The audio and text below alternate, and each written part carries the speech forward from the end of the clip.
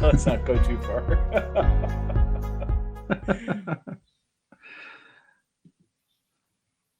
Welcome to the Cybertraps podcast. I am Jethro Jones, coming to you this week from Utah, host of the podcast Transformative Principal and author of the book School X, How to Redesign Your School for the People Right in Front of You. I am a former principal at all levels of K-12 education. Greetings, everyone. I'm Frederick Lane, an author, attorney, and educational consultant based for the last week on the eastern end of Long Island. I am the author of 10 books, including most recently Cybertraps for Educators 2.0, Raising Cyber-Ethical Kids, and Cybertraps for Expecting Moms and Dads. Jethro and I have teamed up to bring timely, entertaining, and useful information to teachers, parents, and others about the risks arising from the use and misuse of digital devices. Over the coming weeks and months, we'll be talking to some of the world's leading experts from the fields of education, parenting, sociology, and cyber safety. Join us as we look at what it takes to better navigate our increasingly high-tech world. Buoyancy Digital is proud to be the inaugural mission partner for the Cybertraps podcast, a digital advertising consultancy with an ethos. Buoyancy was founded by Scott Rabinowitz, who has been in digital media since 1997 and has overseen $300 million in youth safety compliant ad buys across all digital platforms. For IAB, Google, and Bing accredited brand and audience safe sales solutions, media buying, and organizational training for media publishers, please reach out to Scott at buoyancydigital.com or at Scott R Media on LinkedIn. Greetings there, Jethro. Well, good to see you today, Fred. This is our last view of your background. This particular background, that's right. Well, in this will be kind of our so what are you up to segment, and one of the things I'm up to is standing in the midst of boxes of computer equipment and podcasting stuff and all the rest of it, because as you allude to, I will be moving to what is the online term? A cloffice, a closet office. A cloffice. In a very small that apartment. Sounds awful. It should be just a treat. And it will be in a very small apartment in Brooklyn, but it will be good to be back in the city, and we're looking forward to it. So yeah, that will be the balance of our week, which will explain, incidentally, that next week we'll be releasing 2 interviews instead of our usually scheduled chit-chat. Yeah. And, ever since we started this, we have not done a interview in lieu of a live show yet. So we've been pretty good about making sure that this time happens.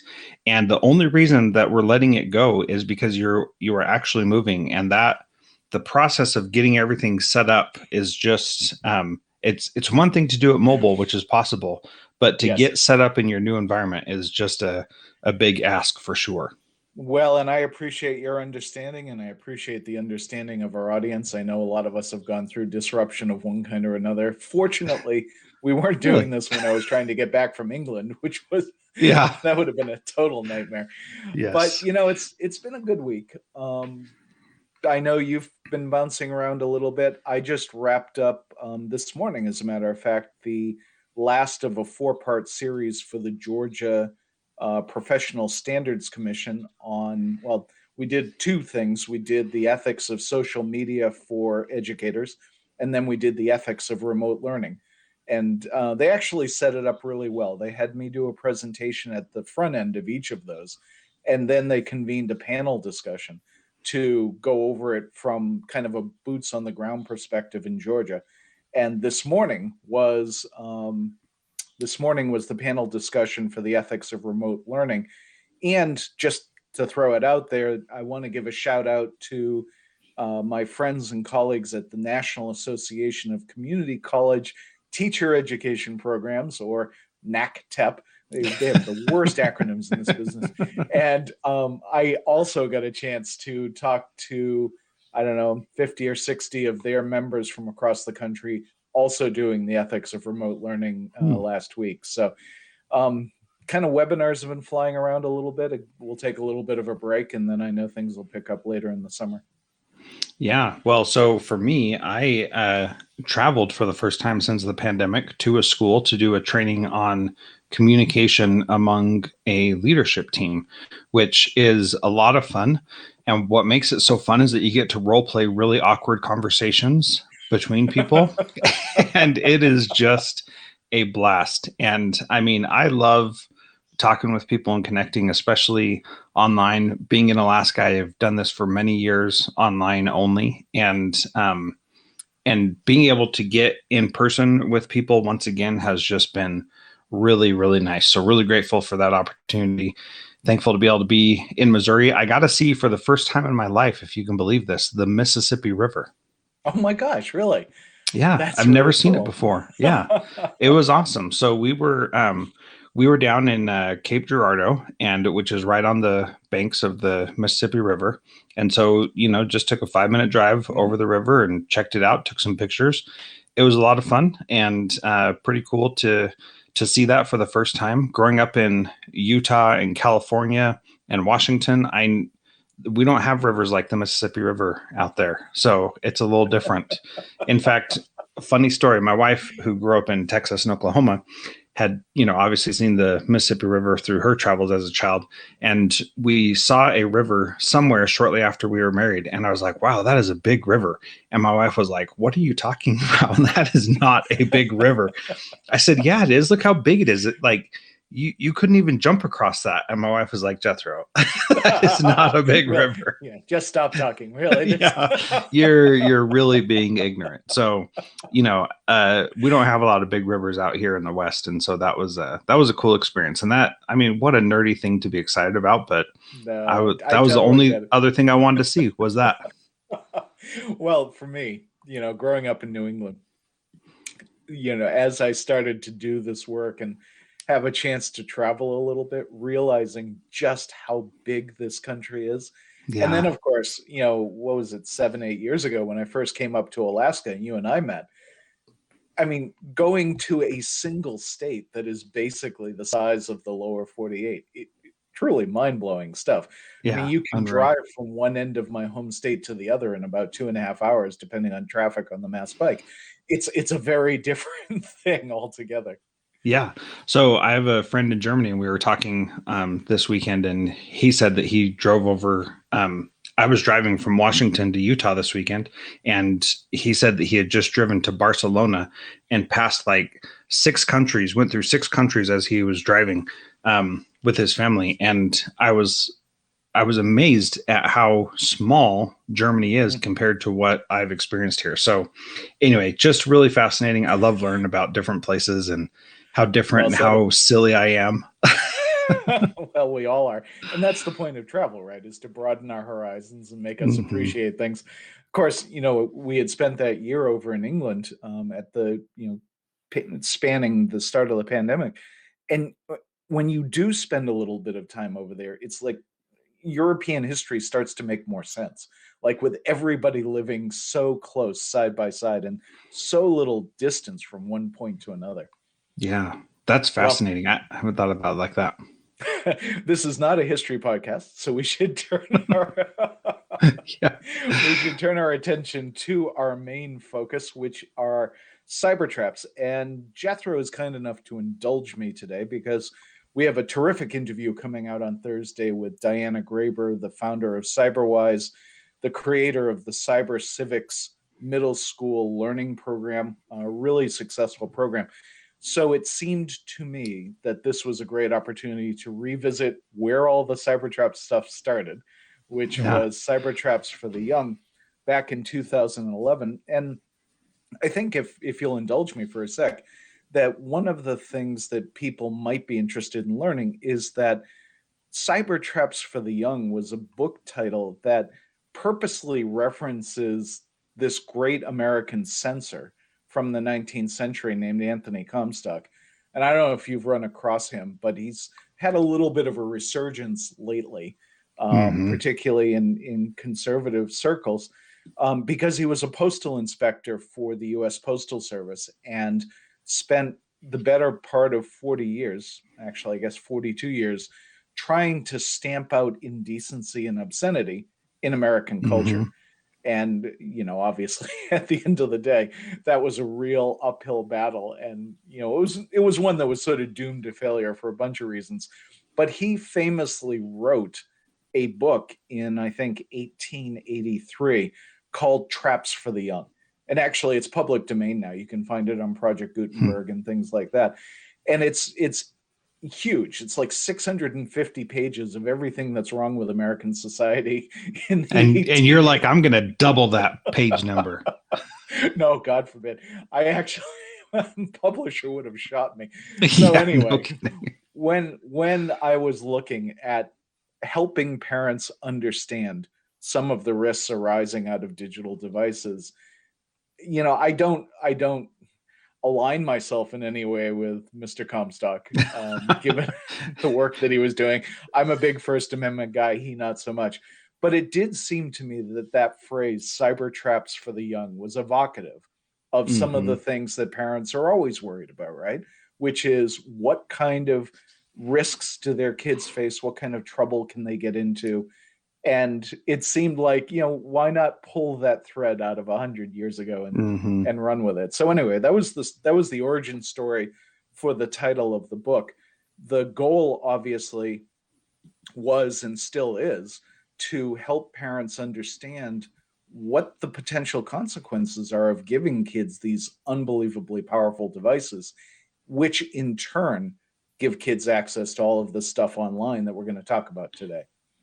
Yeah, and it sounds like the purpose of Traps for the Young by Comstock was not so much uh, to just inform people, but really to persuade people to not make specific choices. And I think that that's Mm-hmm. that's another thing that you have in common, that you want people to think deeply before giving their kids devices and before making those choices that are going to stick with them forever. As we've talked about numerous times, once you let the cat out of the bag, it's pretty hard to put it back in.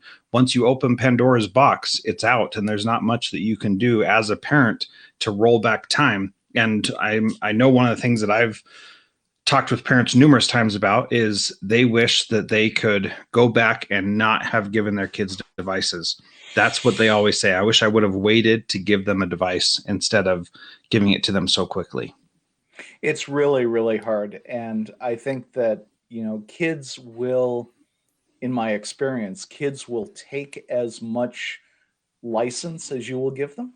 That, Yeah. that's natural. And quite honestly, in that respect, they're not all that much different from adults. They're just Right. less experienced and sort of less capable of dealing with some of the consequences that can arise. And that's where the parental job comes in.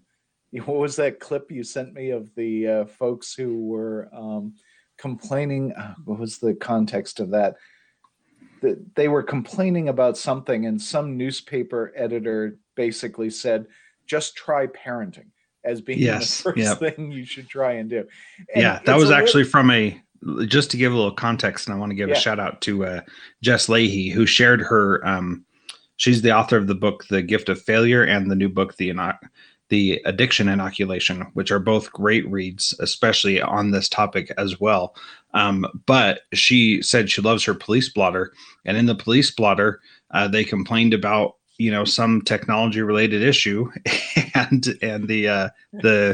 the police officer said, "Well, try parenting as the solution to dealing with that particular issue," which I thought was brilliant. That sounds like a good title for this, also for this well, I podcast episode. think just try parenting. I totally would run with that because now that I recall, I mean, the great thing about it is that Jess Leahy is up in Vermont. She's in Burlington, and the Yeah, complaint came in from Hillcrest View, or Hillcrest Terrace, which is an area I know. I didn't live that far from there. yeah, So, and it was a fight over Xbox. That's what it was.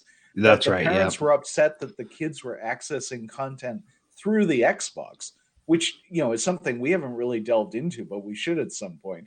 And they were like asking the police for help about how to limit what their kids were seeing. So in that respect, I think the police response was completely justified. yeah, absolutely. And I'll put a link to that one in the show notes so people can see just the Oh, you beauty of absolutely. that whole thing. It was great. Yeah. So anyway, people should follow Jess Leahy. She is at Jess Leahy on Twitter. Great source of information, and obviously someone who's thinking about this stuff with a Yes. great deal of intelligence and thoughtfulness. Yeah, for sure. And someone that I've interviewed twice and just love every opportunity that I have to talk with her. I've interviewed her Well, on Transformative Principle a couple times, and she's good. let's bring her on here. Yeah, I think we should. What are we waiting for? Come on, Jethro, get it together. Okay, so a couple things that so you wrote this book in 2011.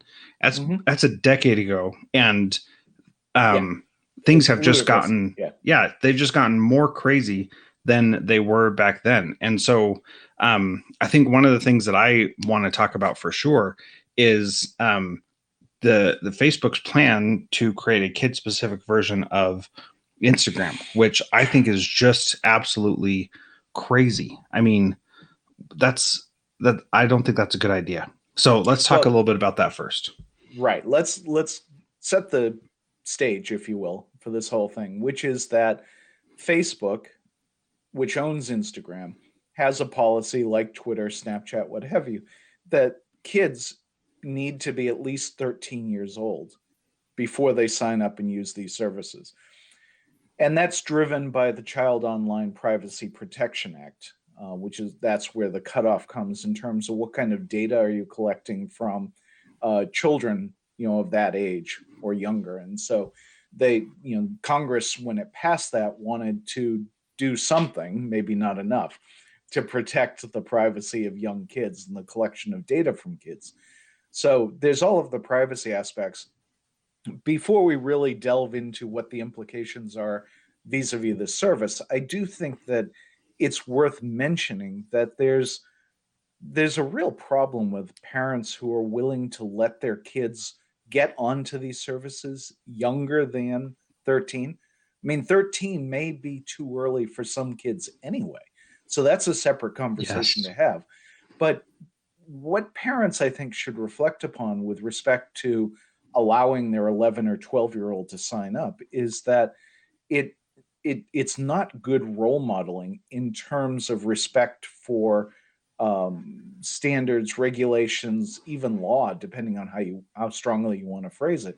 And it, I think, really just creates this potential for misuse or mistakes that could be really problematic for kids.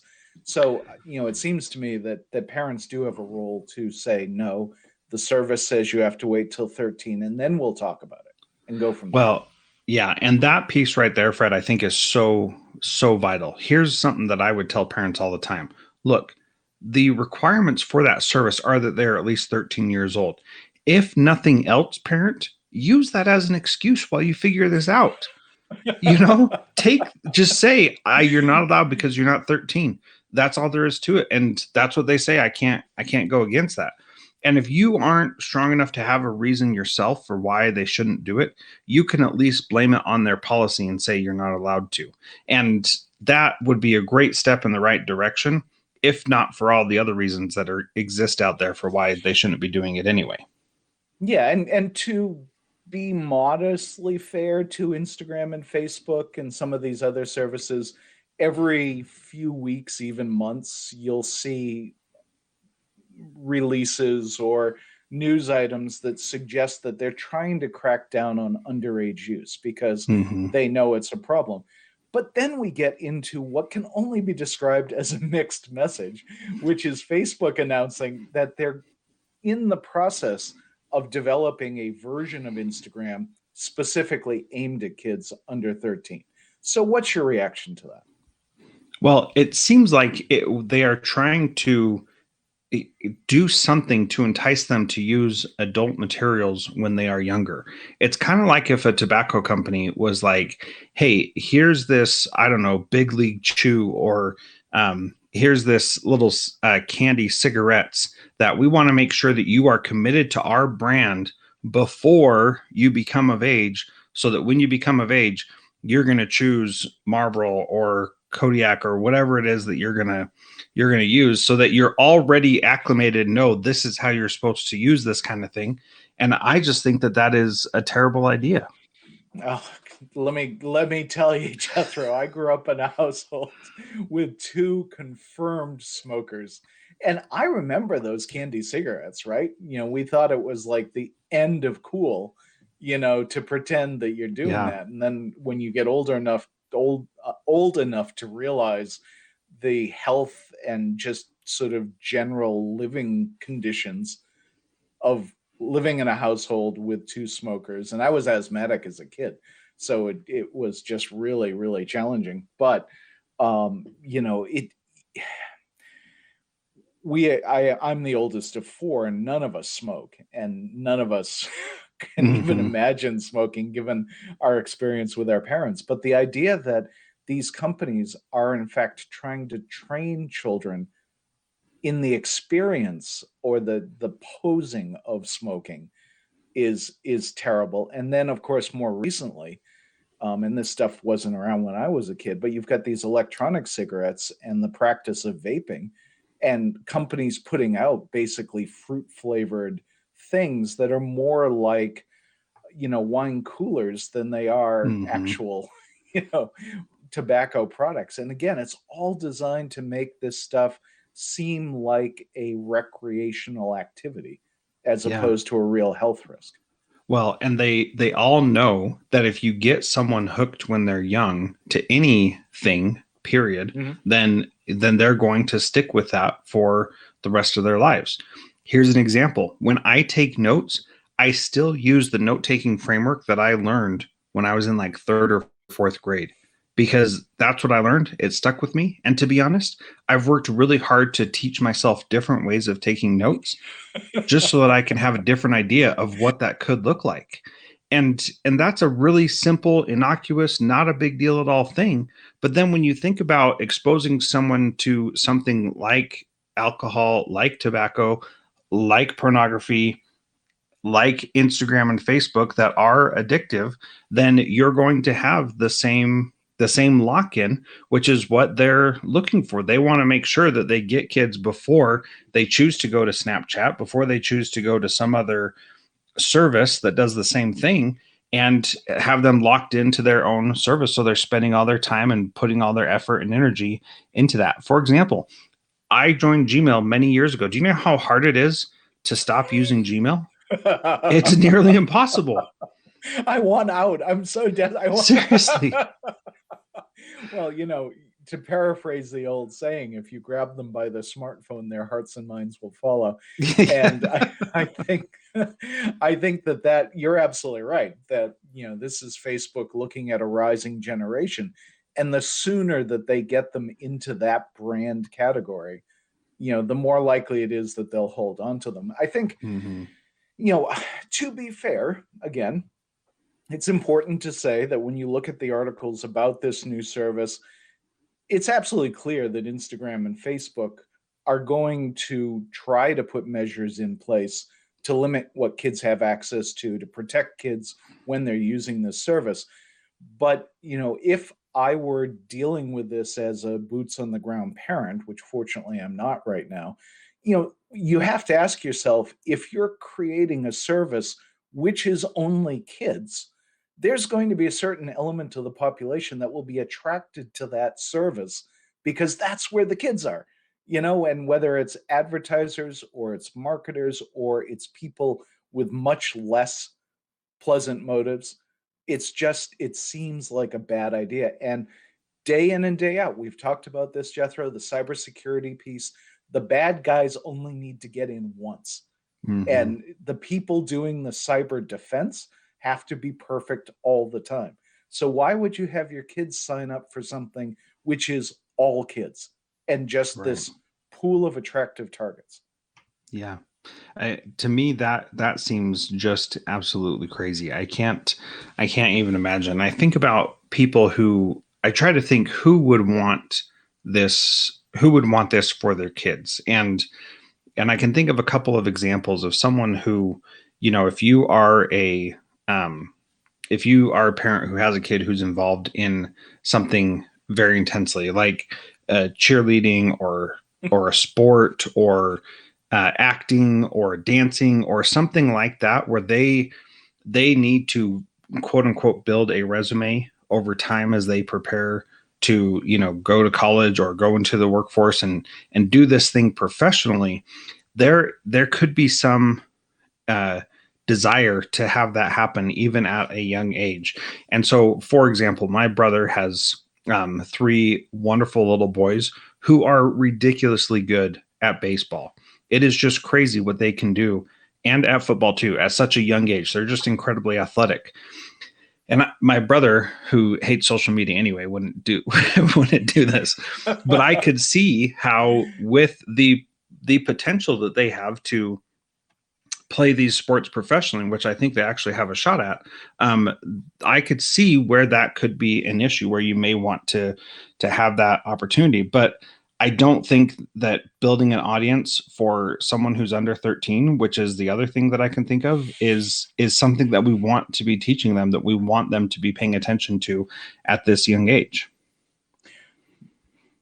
Sure, picking up on that point. I mean, in a sense, what you're really driving at is this idea of brand identity, right? And Mm-hmm. it's one thing if you're going to be a sponsorship seeking professional athlete, but it's another thing entirely if you're talking about quote unquote average kid who's now Mm-hmm. wrapping their identity around this idea of how they appear online and how many likes they get. I mean, we at some point should do a show about body dysmorphia and psychological aspects arising out of social media because the research is growing about the implications of that. And again, we get back to this idea that even if Facebook and Instagram successfully wall off this service so that it's perfectly protective, the core concept of the service is still flawed. It's built around Exactly. this idea of how appealing is my online presence? What Yeah. kind of feedback am I getting from people? And it seems to me that that's really not the best lesson to be teaching kids or allowing kids to teach themselves, at the age of 10, 11, 12. Mm-hmm. Well, and let me give another perspective on this. There are major advantages to kids having a real audience for the things that they're doing. So, from an education Sure. perspective, if the teacher is the only audience, then it really doesn't matter that much. But if you can somehow find a way for kids to put their creations, their work out in front of real people, it makes a huge difference. And it really adds to the work ethic that goes into the things that they're creating. It adds to the quality. All that is very beneficial. The problem is that that doesn't need to be an Instagram for kids younger than 13. There are many other ways to do that. And so I've had students who blogged. We put protections in place to ensure, one, they didn't talk about where they live, two, they didn't use their real names so that their personal information wasn't out there. But they got great satisfaction from having other people comment, even if they were just in a different class within the school, even Mm-hmm. if it was private just within our school. Having somebody besides their lame teacher reading it was really beneficial, you know, Or and lame that's a, parents, as the kid. or yeah. And so I finding a way to do that, I think, is important, but this is not it.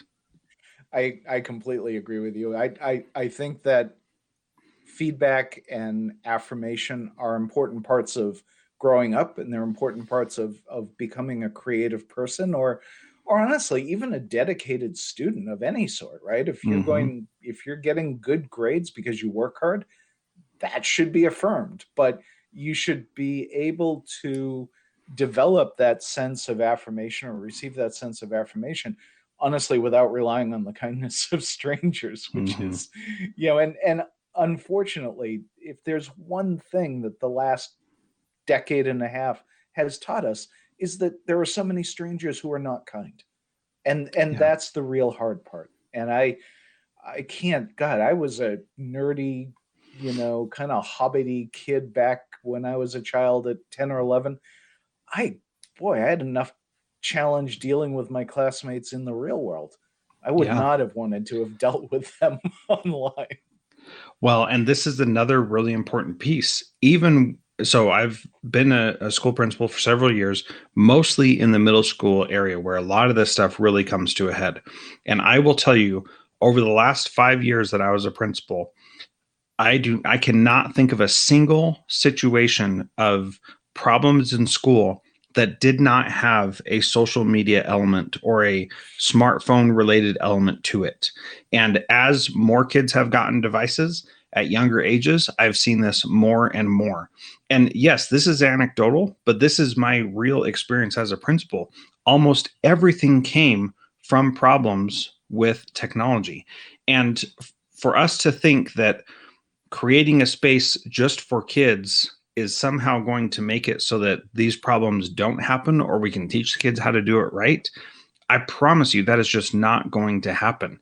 These problems exist naturally, and they are a healthy part of kids growing up, of having conflict and figuring out how to manage that and finding out who you are. And that's all important.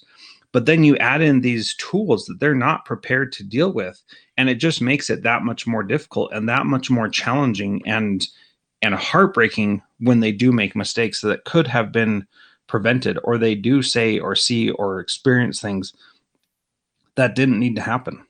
Yeah, no, I agree. And hearkening back to the old Siskel and Ebert show, I think you and I are both two thumbs down on.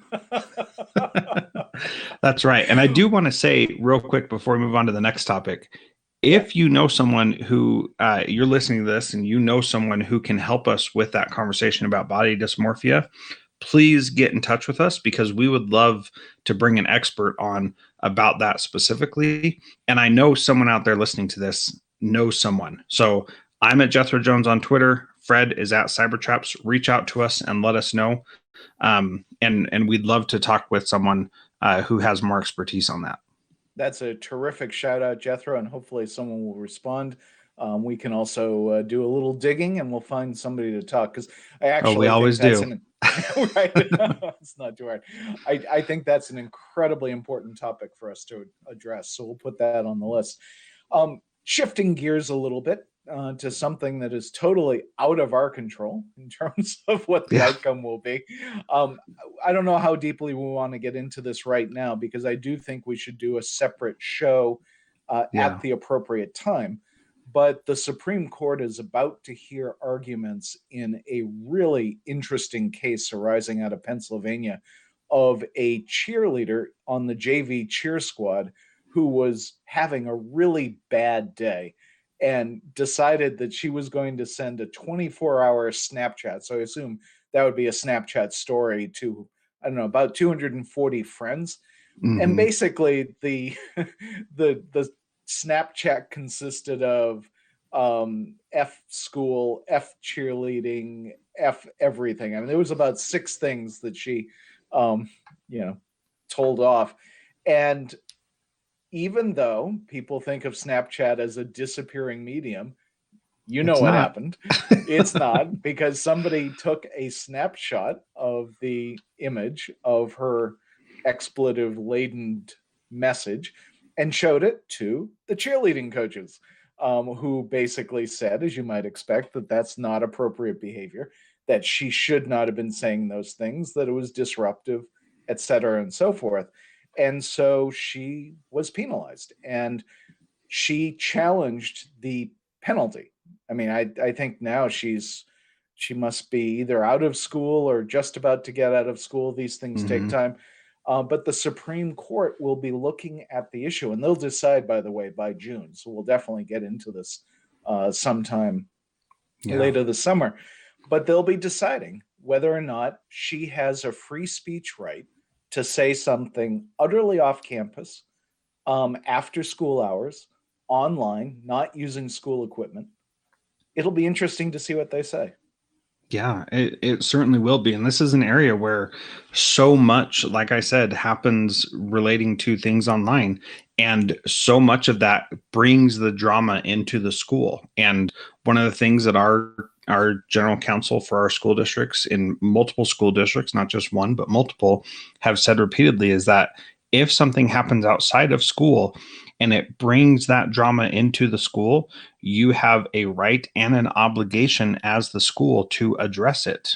And so it'll be fascinating to see how that changes with the Supreme Court's ruling, because on the one hand, I agree, kids should be able to express themselves and express how they feel about things.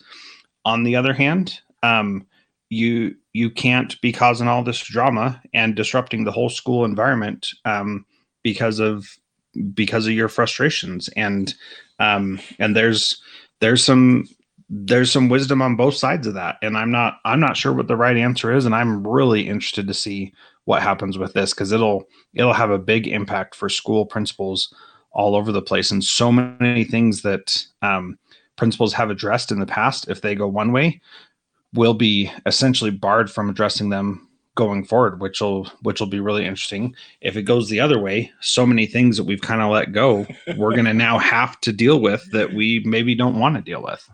Absolutely true. And I couple of points, and again, if we have a chance, we'll do an hour-long show on this. But the case is really in the line of cases going back to 1968, which was Tinker versus Des Moines, in which a bunch of students wanted to wear armbands in school to protest the Vietnam War, and they were disciplined for doing so. And back then, I think it was 7-2 or 6-3, the Supreme Court ruled that they had a right to do it as long as it was not disruptive, which is where that language began to emerge into the case law. And I think this will be a decision. There's a great article in the Washington Post this morning about it. This will be a decision that school attorneys are saying is really once in a generation, that this will reset school speech for students in ways that may not change for another 2 or 3 decades.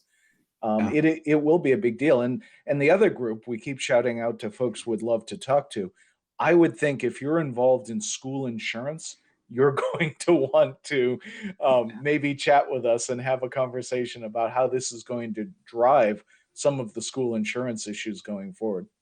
Yeah, absolutely. I mean, those are areas where I, as a principal, only was tangentially aware of those kinds of things. But I know that that after a student was suspended and sued the school district, as happens all the time. I mean, that's not out of the realm of possibility. But they don't teach you about that in principal training school, by the way. When that happens, the insurance companies usually are the ones who step up to foot the bill if the district loses. So it's not coming out of the general fund of the school district. And that's something that I just didn't know for many years as a principal. And then when I learned about that, I was like, oh, that's really interesting. What a revelation.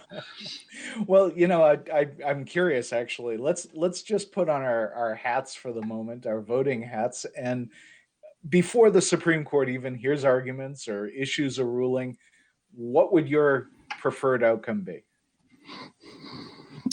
So my preferred outcome would be that the school has permission to address and deal with the situation, but that she's not allowed to be restricted from her access to public education. Is that vague enough, or should I be more specific? No, that's well done. That's a very political answer. I like that. I will tell you that my take on this is that I am going to side a little bit more on the First Amendment of students' perspective, that there needs to be a relatively high threshold of disruption before the school can actually get involved. And my take on this particular case, which I think may be making it a little bit easier for the justices, is that it's hard to see that there was a lot of disruption. There was disrespect without any question, but it's not like she shut down a classroom over some remark. You could easily imagine in our contemporary society things she could have written that would have been much more problematic. But I think just kind of swearing at the world, seriously, I yeah, no, and that's where I say she shouldn't be barred from appropriate education. However, being kicked off the cheerleading squad, to be honest, like nobody on the cheerleading squad wants someone toxic on the cheerleading squad. I mean, they have a bad enough reputation of being toxic already.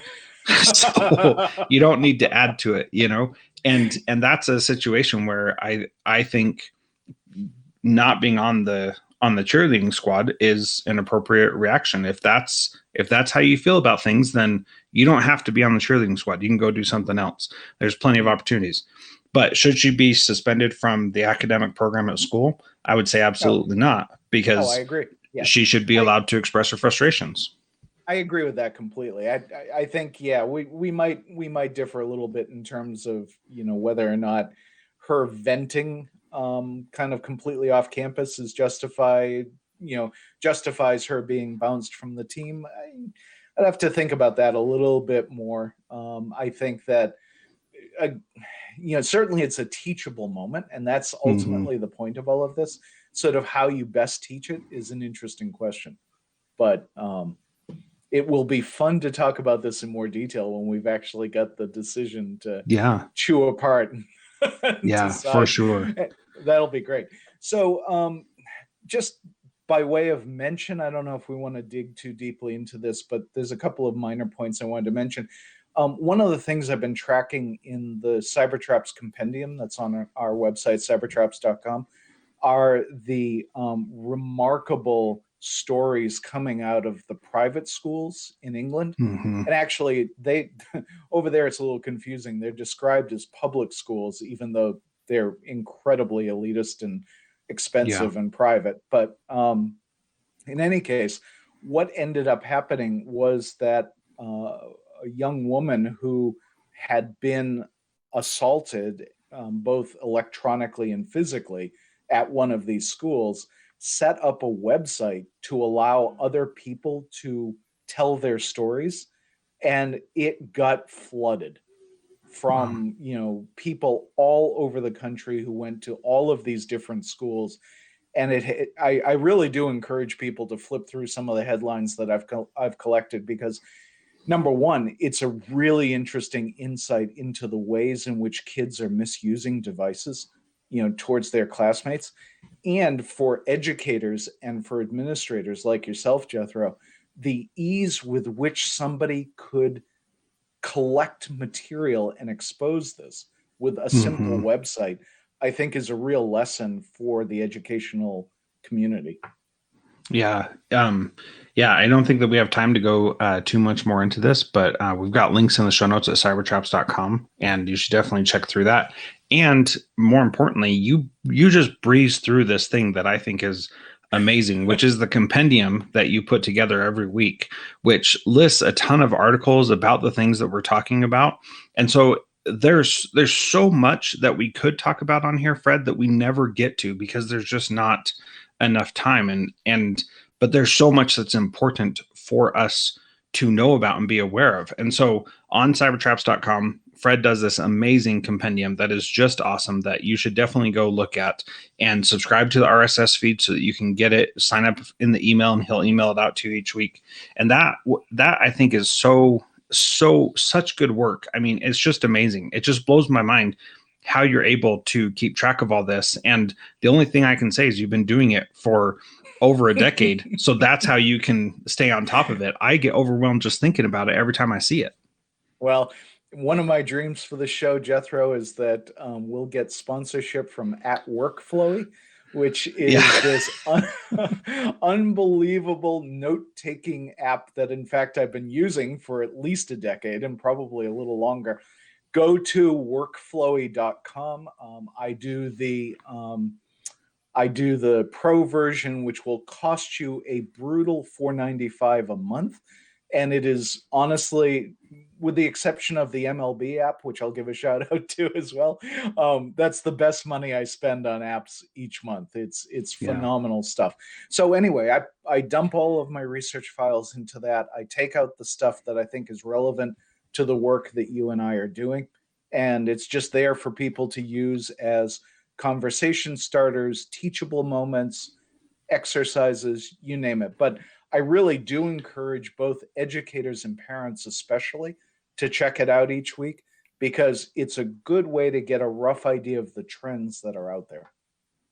Yeah, and Jonathan Lane on Facebook just recently commented on this show that he has a friend whose teenage daughter has called the police twice because the parents took away her phone, and Yep. that kind of story is scary and disheartening because that It, is yeah, that's it really tragic. is. And Jethro, you may recognize the last name. This is my brother Jonathan, who is Oh, hey, um, Jonathan, Fred's brother.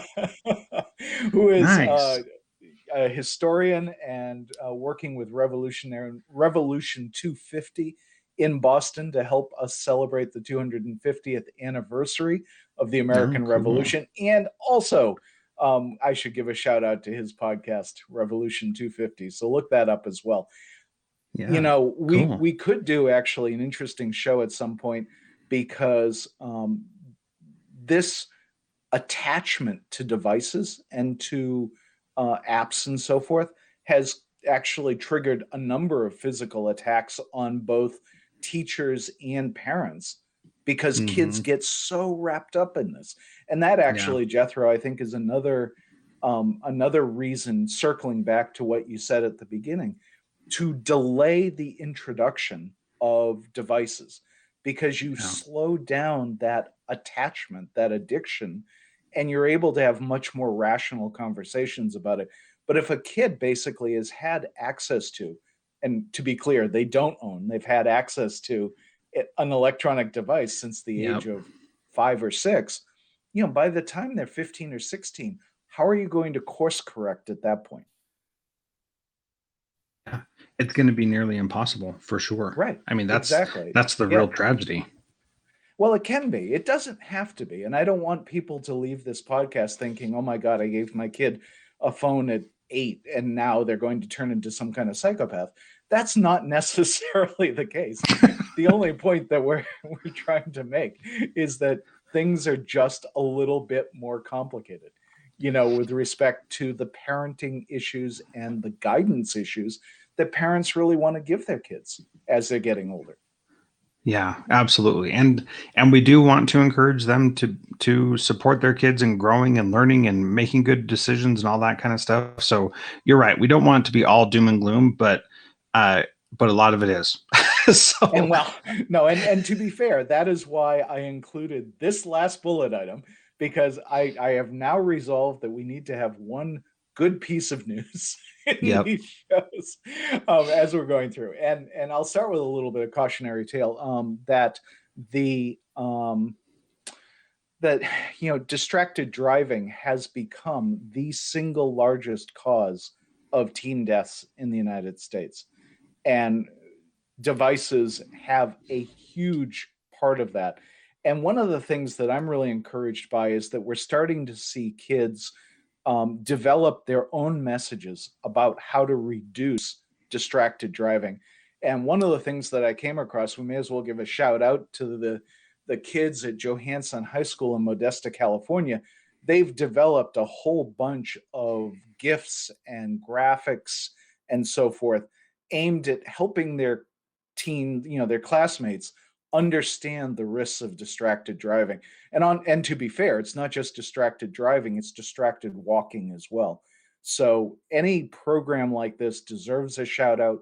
This kind of stuff should be going on in every high school in the country. Yeah, we should definitely have kids involved in the conversation of how to help others make better choices for sure. They listen to them way more than they listen to us, and I think that is a positive, good note to end on. And a reminder: we have links to all the stories we talked about and a couple we didn't get to in the show notes at cybertraps.com. And our interview with Diana this week is going to be awesome. You guys will love it, and it's going to. We look forward to releasing that to you on Thursday. Well, that sounds great, Jethro. Let me give a quick plug to our questions and feedback page on cybertraps.com. We love show suggestions, we love questions, we love feedback. Jethro will encourage you to leave a 5-star rating. I'll just put it out there Absolutely. ahead of time. And we will wrap up this episode of the Cybertraps podcast. In the coming weeks, we will continue our coverage of emerging trends in a variety of areas, including digital misconduct, cyber safety, cybersecurity, privacy, and the challenges of high tech parenting. Along the way, we'll talk to our growing collection of international experts who are helping us to understand the risks and rewards of digital technology. You can find the Cybertraps podcast on all your favorite podcast apps. We hope that you'll share the show with your friends and colleagues and reach out to us if you have questions or topic suggestions. If you'd like to follow us on Twitter, I'm at Jethro Jones. Fred is at Cybertraps. And if you're still listening, you must have loved this podcast. Please leave us a 5-star rating and review in your podcast service. We appreciate having you in the audience and look forward to sharing our interview with Diana on Thursday and with Richard Lucero next Monday in lieu of a live show. So those will both be good episodes coming out. And we'll see you in a couple weeks.